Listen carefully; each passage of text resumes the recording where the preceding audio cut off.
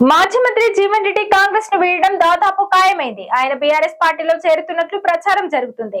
ఆయనకు గులాబీ party secretary general పదవిని అప్పగిస్తున్నట్లు సమాచారం. కాంగ్రెస్ పార్టీని సీఎం ను డిఫెన్స్ లో పడేసేందుకే బీఆర్ఎస్ పక్కా ప్లాన్ తో జీవన్ రెడ్డిని పార్టీలో చేర్చుకుంటున్నట్లు ప్రచారం ఊపందుకుంది. అయితే జీవన్ రెడ్డికి రాజకీయ భవిష్యత్ ఇచ్చిన కాంగ్రెస్ ను వీడుతుండడంపై సర్వత్రా విమర్శలు వస్తున్నాయి. కొంతమంది కాంగ్రెస్ ఏం అన్యాయం చేసిందని, ఆయనకు అన్ని అవకాశాలు ఇచ్చిందని, ఏం తక్కువ చేసిందని పలువురు ప్రశ్నిస్తున్నారు. జీవన్ రెడ్డి జగిత్యాల శాసనసభ నియోజకవర్గం నుండి 6 సార్లు శాసనసభకు ఎన్నికై 3 సార్లు ఉమ్మడి ఆంధ్రప్రదేశ్ రాష్ట్రంలో మంత్రిగా పనిచేశాడు. ఉమ్మడి కరీంనగర్ జిల్లాలో కీలక నేత మాజీ మంత్రి టి జీవన్ రెడ్డి. ఆ జిల్లాలో ఆయనకు పట్టుంది. ఒకానొక దశలో జిల్లాలో పార్టీ నిలబెట్టిన నేతగా గుర్తింపు అయింది. 1984లో రాజీవ్ గాంధీ సమక్షంలో కాంగ్రెస్ లో చేరారు. అప్పటి నుంచి కాంగ్రెస్ పార్టీలో కొనసాగుతున్నారు. 1983లో టీడీపీలో చేరి జగిత్యాల శాసనసభ నియోజకవర్గం నుండి ఎమ్మెల్యేగా తొలిసారి శాసనసభలో అడుగుపెట్టి ఎన్టీఆర్ మంత్రివర్గంలో ఎక్సైజ్ శాఖ మంత్రిగా, నాదెండ్ల భాస్కర్ రావు మంత్రివర్గంలో పంచాయతీరాజ్ శాఖ మంత్రిగా బాధ్యతలు నిర్వహించాడు. ఎన్టీ రామారావు 1985లో ప్రభుత్వం రద్దు చేయడంతో తిరిగి జరిగిన ఎన్నికల్లో కాంగ్రెస్ అభ్యర్థిగా పోటీ చేసి ఓడిపోయారు.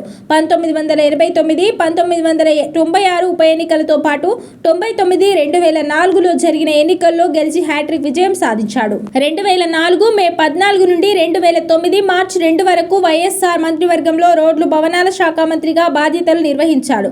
ఆయన 2006, 2009లో కరీంనగర్ లోక్సభ స్థానం నుండి పోటీ చేసి ఓడిపోయాడు. జీవన్ రెడ్డి 2009లో జరిగిన అసెంబ్లీ ఎన్నికల్లో ఓడిపోయి తెలంగాణ ప్రత్యేక రాష్ట్రం ఏర్పడిన తర్వాత 2014లో జరిగిన తెలంగాణ శాసనసభ ఎన్నికల్లో జగిత్యాల శాసనసభ నియోజకవర్గం నుండి పోటీ చేసి గెలిచి ఉమ్మడి కరీంనగర్ జిల్లా నుంచి గెలిచిన ఏకైక ఎమ్మెల్యేగా ఉన్నాడు. ఆయన 2018లో జరిగిన ముందస్తు అసెంబ్లీ ఎన్నికల్లో ఓడిపోయి 2019లో తెలంగాణ శాసన మండలికి జరిగిన ఎన్నికల్లో కరీంనగర్, ఆదిలాబాద్, నిజామాబాద్, మెదక్ పట్టభద్రుల నియోజకవర్గం నుండి పోటీ చేసి ఎమ్మెల్సీగా ఎన్నికయ్యాడు. జీవన్ రెడ్డికి ప్రతి ఎన్నికల్లో కాంగ్రెస్ పార్టీ అవకాశం ఇచ్చింది. కొన్ని ఎన్నికల్లో ఓడిపోయినప్పటికీ మళ్లీ అవకాశం ఇచ్చి రాజకీయంగా నిలబెట్టింది. పార్టీతో ఆయనకు 42 ఏళ్ల అనుభవం ఉంది. అయితే ఆయన పార్టీని వీడనున్నట్లు ప్రచారం ఊపందుకుంది. జీవన్ రెడ్డి గత కొంతకాలంగా అసంతృప్తితో ఉన్నారు. పార్టీలో తనకు ప్రయారిటీ ఇవ్వడం లేదని బహిరంగంగానే పేర్కొంటున్నారు. గత కొంతకాలంగా పార్టీ అంతర్గత పరిణామాలతో ఇబ్బంది పడుతున్నట్లు ఆయన అనుచరులు అభిప్రాయపడుతున్నారు. 2 ఏళ్ల క్రితం బీఆర్ఎస్ పార్టీ నుంచి కాంగ్రెస్ లోకి చేరిన ప్రస్తుత జగిత్యాల ఎమ్మెల్యే సంజయ్ కుమార్ తో జీవన్ రెడ్డికి పొసగడం లేదు. పార్టీ కష్టకాలంలో ఉన్నప్పుడు జెండా మోసిన తనకు కాకుండా పక్క పార్టీ నుంచి వచ్చిన వారికి అధిష్టానం ప్రాధాన్యత ఇవ్వడంపై ఆయన తీవ్ర అసంతృప్తితో ఉన్నారు.